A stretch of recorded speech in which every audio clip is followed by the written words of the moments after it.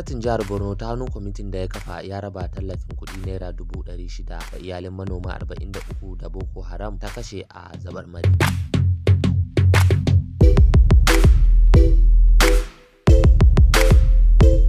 Profesa Babagana Zulum ya bayyana cewa kudaden tallafin ne da kungiyar gwamnoni ta bayar na naira miliyan 20 da kuma wanda hukumar bunkasa arewa ta bayar na naira miliyan 5.